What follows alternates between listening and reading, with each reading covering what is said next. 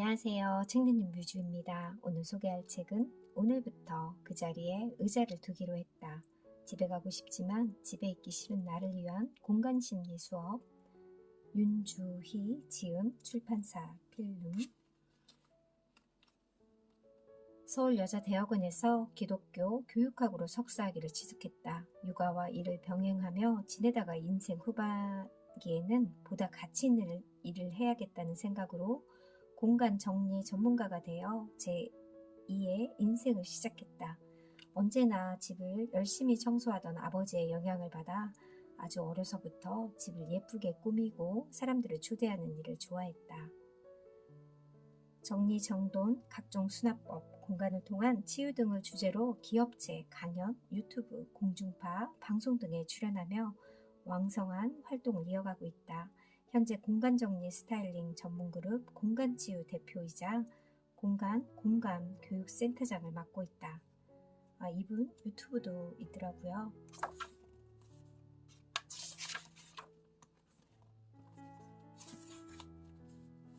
시작하는 글. 공간은 삶을 바꾸는 첫 번째 조건이다. 공간과 사람 두 가지 키워드가 있을 때 나는 행복했다. 그래서 결심하게 되었다. 그동안 내가 해왔던 일을 과감히 내려놓고 집을 가꾸는 일을 하면서 인생 제2막을 시작해 보겠다고 말이다. 좋은 집을 근사하게 아름답게 꾸며주는 일을 해야겠다고 다짐했건만 내 발길을 이끈 곳은 아주 열악한 환경 속에 살던 이웃들 집이었다. 사람이 거주하기에는 너무 불편한 곳, 너무 비위생적인 곳, 너무 차가운 곳이었다. 그런 집을 하루 종일 닦고 쓸고 정리해주며 처음으로 알게 된 정리 전문가라는 직업이 내가 해야 할 일이라는 걸 확실히 깨달았다. 선택에 후회는 없다. 지인들이 체력적으로 너무 힘들지 않느냐고 걱정해도 고된 노동보다 이 일이 훨씬 가치 있다는 걸 알기에 조금도 고민하지 않는다. 정리된 집에서 사람이 변하고 삶이 바뀌는 것을 경험할 때 희열을 느낀다. 사람은 누구나 집에서 산다. 집은 안식을 주고 소통의 공간이며 삶을 살아가기 위한 에너지를 축적하는 곳이다. 그렇게 집을 가꾸고 정리해야 한다. 그래야 집에서 내가 원하는 일을 영위하며 살 수 있다. 나는 이 책을 써 내려가며 사람이 얼마나 소중한 존재인지, 그래서 사람을 담는 집이 얼마나 가치 있는 공간인가를 함께 공감하기를 바란다. 또한 집을 가꾸고 정리하는 것이 단순한 정돈 작업이 아닌 마음을 가꾸고 다잡을 수 있는 리추얼이 된다는 것을 전달하고자 한다. 환경이 마음에 미치는 심리적 영향은 아주 크다. 정리 후 그들이 울었고 그들이 웃었다. 그리고 물건을 비우면서 과거를 지워나가듯 마음의 아픈 흔적을 지워가기도 하고 새로운 마음가짐으로 삶을 계획하기도 했다.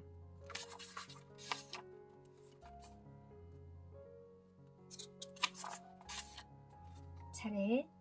챕터 1 매일 정리하는 인생. 챕터 2 공간이 심리학에 묻다. 챕터 3 집이 달라지면 마음이 치유된다. 챕터 4 아직도 정리를 망설이는 당신에게. 챕터 5 발길이 머무는 공간 정리 노하우. 매일 정리하는 인생. 삶은 정리의 연속이다. 변화된 일상, 쌓여가는 물건들, 집안에 머무는 나의 심리 상태, 흐트러진 물건을 보고 느끼는 감정의 차이, 정리를 할까, 시킬까, 배우자와 심리적으로 가까워지는 공간, 집순이가 집 밖을 안 나오는 이유, 정리하면 더 이상 아프지 않다. 지금 당장 그 물건을 쓰레기통에 넣어라. 버리지 않는 한국식 미니멀 라이프. 삶은 정리의 연속이다. 태어날 때부터 나는 정리정돈과 집 청소를 깔끔히 한 아버지 밑에서 자랐다. 아침 6시가 되면 단잠을 깨우던 아버지의 청소기 소리가 아직도 귓가에 맴돈다. 그런데 그때는 몰랐다. 아버지의 청소와 정리 습관이 정서적으로 안정을 주었던 내 방을 만들었고, 살면서 집이 지저분하거나 쌓인 짐들 때문에 불편함을 느껴본 적이 단 한 번도 없었다는 사실을 말이다. 사람들은 늘 무언가를 정리하면서 살고 싶어 한다. 며칠 전부터 옷장 안에 산더미처럼 쌓인 옷들을 보면서 저것들이 가지런히 제자리에 걸려있지 않으면 입고 나갈 옷이 없을 것 같다는 불안감에 옷장을 정리하고 싶어한다. 부엌 식품장에 가득 찬 식료품을 보면서 미래를 보장해주는 우리 집 식품들이라는 생각에 뿌듯해하면서도 저게 쏟아져서 주방이 엉망이 되면 어쩌지 하는 불편한 마음에 어쩔 수 없이 정리하고 싶다고 느끼는지도 모른다. 우리는 인생을 살아가는 동안 그 시점에 맞는 필요한 물건을 구입하고 간직한다. 그리고 내가 사들인 물건의 기억과 시간을 담아간다. 우리의 생애는 내가 아끼던 물건을 남겨놓고 떠나는 삶이다. 이 가정의 집안 물건에는 기쁨과 따뜻한 가족의 시간이 담겨있다. 그리고 오래되어 더 이상 보관할 필요가 없는 물품들을 하나씩 정리하면서 비워진 공간에 새롭게 시작할 시간들을 채울 준비를 한다. 고등학생이었던 자녀가 대학교에 입학을 준비하면서 마주하게 될 새로운 공간을 남기면서 말이다. 정신의학자 존 볼비는 애도의 과정을 4단계로 정의했다. 애도의 4단계, 1단계 충격과 무감각의 시기, 2단계 강한 그리움의 시기, 3단계 와해와 절망의 시기, 4단계 재조직과 회복의 시기, 고인과의 추억을 떠올리면서 슬픔과 함께 긍정적인 감정도 조금씩 느낄 수 있는 단계,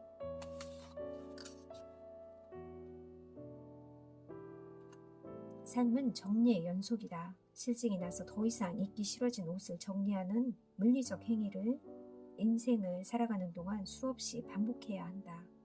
뿐만 아니라 우리는 생애에 우연히 만나는 기쁘고 슬픈 일 역시 정리하고 비우기를 되풀이하면서 계속 삶을 그려나가야 하기 때문이다. 물건에 담긴 이야기와 감정을 정리하는 일은 어쩌면 새로운 나날을 맞이하기 위해 매번 반복해야 하는 불가피한 일이 아닐까 싶다. 과연 우리는 살아가는 동안 마음과 생각을 담아 물건을 마주하고 비우고 정리하는 일을 몇 번이나 해왔을까?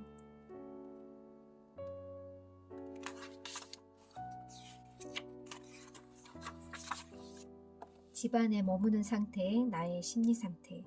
장소가 달라지면 나쁜 쪽이든 좋은 쪽이든 사람도 달라진다. 공간 심리학은 공간이 우리에게 어떤 영향을 주고 어떻게 하면 가장 편안함을 느끼는 공간을 구성할 수 있는지 연구를 한다고 말한다. 이때 가장 중요한 것은 사람과 그 사람이 가지고 있는 욕구이다. 모든 환경, 즉 모든 인위적 환경과 공간도 우리에게 감정적인 반응을 불러일으킨다는 것을 의미한다. 이 감정 반응은 긍정적일 수도 있고 부정적일 수도 있으며 때로는 아주 약하고 때로는 아주 강할 수도 있다. 공간의 심리학, 바바라 페어팔 동양북수.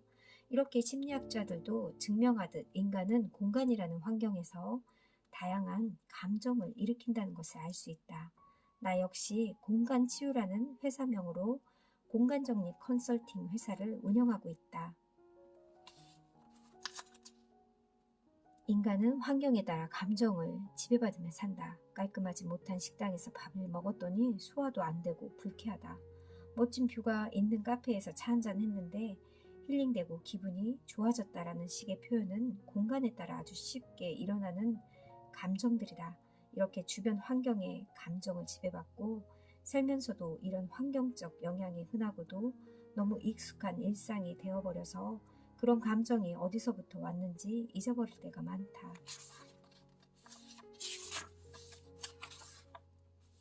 우리 집에는 어린 자녀가 있기 때문에 당연히 하루에도 수십 번씩 폭탄 같은 집 상태를 반복한다. 물론 일일이 따라다니며 흐트러진 방을 정리하지 못할 때도 있지만 아이들 놀이공간은 자유롭게 두려는 의도적 생각으로 어느 정도 내려놓는다. 하지만 거실과 주방, 그 외 다른 공간만큼은 미루지 않고 정리하는 습관을 들였다.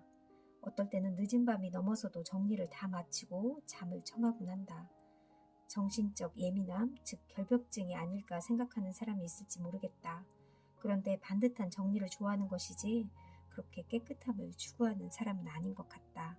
내 차 안은 늘 아이들이 흘린 과자 부스레기와 쓰레기가 널려있고 거실에 놓아둔 화초 옆에 먼지가 뽀얗게 앉아 있는 걸 놓칠 때도 많다. 그렇더라도 전혀 마음이 불편하거나 하지 않는다. 그러니 분명 결벽증은 아니다. 그러나 흐트러진 물건을 보면 마음이 불편하다. 물건들을 가지런히 놓으면 마음이 정돈되고 편안하다. 늦은 나이에 남편을 만나 결혼했는데 결혼 후 세상에는 아버지 같은 남자만 있는 줄 알았다가 놀라지 않을 수 없었다. 여기저기 흐트러진 옷이 널려있는 낯선 풍경을 마주했다. 전날 남편이 언제 무엇을 먹었는지 직접 보지 않고도 다 알 수 있을 정도였다. 남편은 정리하는 습관이 전혀 없었다.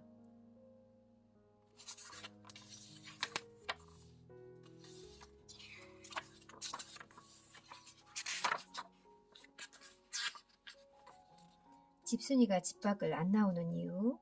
좋든 싫든 우리는 돌연 창궐한 코로나19로 팬데믹 시대에 맞닥뜨리고 집안에 머물러야 했다. 그럴 수밖에 없는 시간이 길어지면서 누군가에게 집은 사무실이 되고 또는 취미 생활을 하는 공간이 되었으니 자연스레 공간에 대한 기대가 높아졌다. 그러면서 보이지 않던 나의 공간에 대한 물건 그리고 가족들이 보이기 시작했다. 예전에 집에 물건이 산더미로 쌓여 있었어도 집 밖을 나가버리면 그만이지 않았던가. 그런데 이제 그럴 수 있는 시간이 늘어났으니 누구나 집순이가 되어야 하는 웃지 못할 시대를 맞이하게 된 것이다.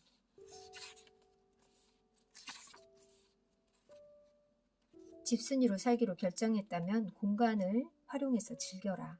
참고로 죽어있는 공간이 있다면 정리해서 갖고 싶었던 공간으로 살려라. 베란다에 문을 열 수 없을 정도로 물건이 가득 차 있다면 물건을 정리하고 운동기구를 놓고 건강한 생활을 하자. 적어도 식탁 테이블에 차 한 잔 여유를 즐길 수 있도록 식탁 위를 정리하자. 하나의 공간을 분리하여 알파 룸으로 사용하자. 옷방을 분리하여 취미방으로 활용. 정리하면 더 이상 아프지 않다. 인간이 느끼는 고통은 위에서 말하는 것처럼 마음과 육신의 고통 이 두 가지인데 이 고통이 정리와 연관이 있다면 나는 이렇게 이어보고 싶다. 눈에 보이는 불규칙한 정리 상태는 마음의 혼란을 더욱 가중시키거나 저장 강박증과 같은 물건을 가득 채워야만 마음이 편안해지는 심리적인 착각으로 나타난다. 마음과 물건의 연관은 어떤 형태로든 정리를 하면서 풀어나갈 수 있는 고리가 있음이 분명하다. 지금 당장 그 물건을 쓰레기통에 넣어라. 모든 것을 갖는다는 것이 무슨 의미인지 알았다면 부족한 대로 그냥 살았을 텐데. 물건을 버리기 처음 시작하는 사람 누구나 여러 가지 이유로 어려운 마음이 든다. 그럴 때는 그 중에 정말 남기고 싶은 물건, 보관하기에 무리가 없는 크기의 소중한 물건만 추려낸다.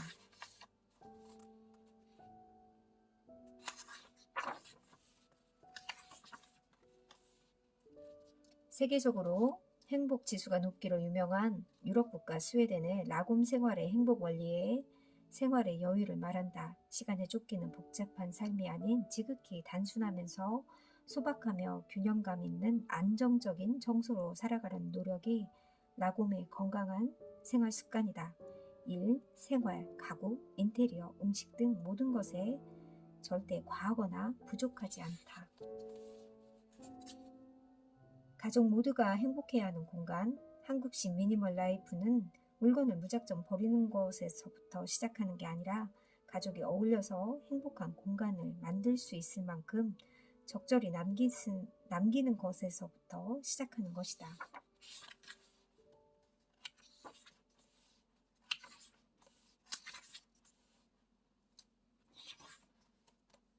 집이 아름답다고 느끼는 데는 여러 가지 측면이 있다. 구도가 특별하거나 인테리어가 조화롭거나 혹은 컬러감이 아름답다고 느끼는 식이다. 하지만 요즘은 또 하나의 유행으로 집이 잘 정돈된 것에서 아름답다고 느끼는 경우도 많다. 정리 못하는 나의 집을 대신해 깔끔하게 정돈된 집을 보면서 만족감을 얻는다. 실제로 미국 코넬 대학교 연구팀에 따르면 집이 편안하다, 휴식을 준다라고 생각하는 주부는 자신의 집을 복잡하다, 어수선하다라고 느끼는 주부보다 스트레스 호르몬 코르티솔 수치가 온종일 낮았다고 보고했다. 이처럼 자신의 공간을 자랑하고 드러내는 모습을 좋아하는 팔로워들은 근사한 집에서 느끼는 편안함을 공유하며 심리적으로 만족을 얻고 있음을 알 수 있다. 좋은 의도에서 집을 자랑하고 있는 인플루언서라면 자기 만족을 넘어서 좋은 영향력을 나눠주고 있는 것이다. 그 영향력으로 힐링하는 사람들이 있다면 집이 스타가 되었을 때 일어나는 현상들은 긍정적인 면이 큰 것으로 판단된다. 엄마가 행복해지는 부엌, 집안의 분위기를 결정하는 공간.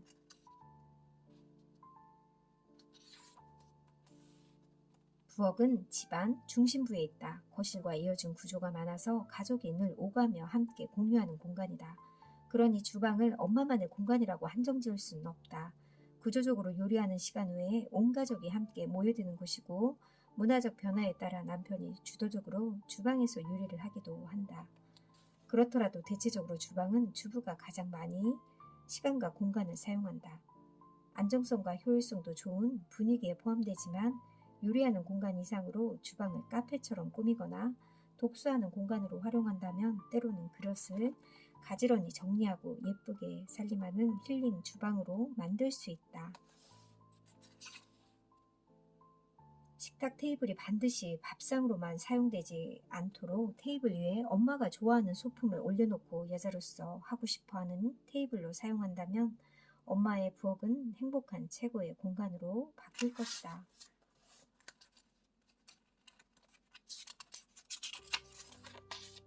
사람들은 누군가에게 받는 위로의 말이나 외부적 요인으로 마음의 위안을 얻기도 하지만 그렇게 타인이 만들어준 감정 치유는 그리 오래 지속되지 못한다. 결국 감정은 자기 자신이 스스로 가장 잘 알아주고 풀어주고 치유해야 하는 일이다. 집이 쓰레기통 같다라는 것은 실제로 쓰레기 더미가 있다는 의미보다 뒤죽박죽 뒤섞여 있는 집을 상징적으로 말하는 것에 가깝다. 이러한 물리적 상태는 정리하지 못하는 마음 상태로 비유할 수 있다. 과거를 정리하지 못하고 미래가 불안하기 때문에 버리지도 못하고 정리하지도 못한다. 그러니 도리어 쌓아두게 되는 것이다. 혼란스러운 자신의 마음 상태에 대한 자각이 필요하다. 집 쓰레기를 비우듯 마음에 정리되지 못하는 것들을 하나씩 정리하는 것은 건강한 마음 상태를 지켜나갈 수 있는 하나의 방법이다. 우울감을 떨쳐버리기 위한 다양한 취미 문화가 생겨났는데 그중 홈캉스라는 신종 취미 생활이 떠올랐다. 호캉스마저 어려운 시대에 단순과 그 재배치로 오래된 나의 집을 휴양지처럼 만드는 방법이다. 발길이 머무는 화장실의 비밀. 욕실은 과거 향락과 사교 장소로 때로는 종교의식을 행하던 공간이었다. 휴식이 보장되고 개인적인 욕구뿐만 아니라 사회적인 욕구까지 은밀하게 발산할 수 있는 지극히 자유로운 공간이 화장실이라는 인식이 커졌다. 나와 가족들이 하루에도 몇 번씩 들락거리는 장소를 과연 어떤 공간으로 정리하고 만들지 곰곰이 생각해보자. 과도한 비용을 들일 필요도 없다. 위생적이고 깔끔히 정돈된 욕실이라면 그 힐링의 깊이는 충분히 더해질 것이다. 여자의 삶은 결혼 전과 결혼 후 아주 많이 달라진다. 사랑이란 이름의 꽃길만 걸을 것 같다는 기대감을 품고 시작한 결혼 생활은 삶을 다시 배워야 할 정도로 새롭게 해나가야 하는 수많은 일을 겪는다. 평생 잊지 못할 잉태의 신비를 경험하기도 한다. 결혼이라는 새로운 그림은 여자에게 커다란 기쁨과 행복을 선사하지만 때로는 자신을 잃어버리는 상실감과 우울감에 빠뜨리기도 한다.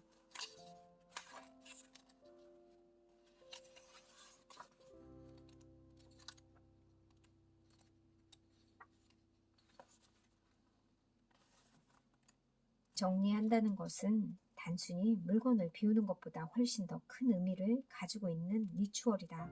물건을 정리하면서 숨겨진 공간이 드러나고 그곳은 새롭게 재탄생되어 재택근무 공간이 되고 취미 실현 공간이 되고 때로는 놀이 공간이 된다.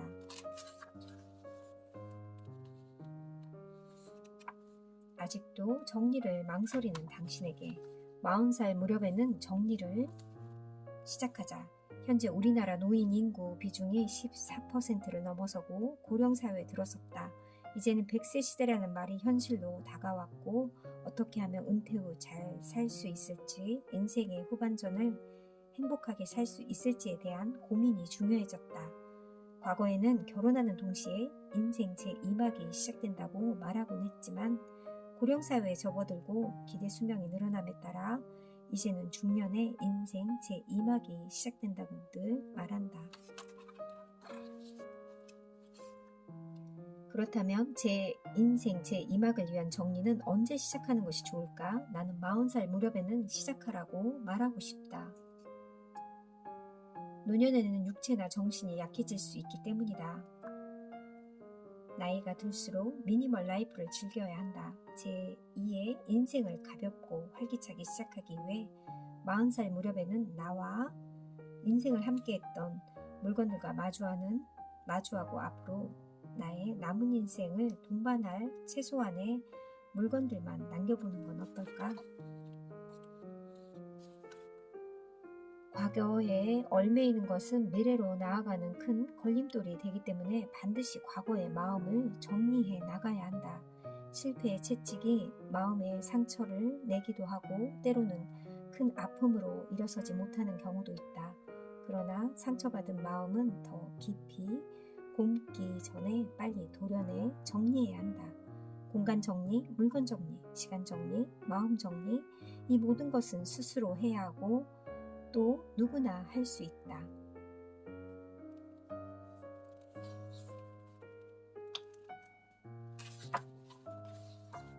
이렇게 뒷부분에는 틈새 공간 아낌없이 활용하기 이렇게 정리하는 노하우가 아주 상세하게 나와 있습니다.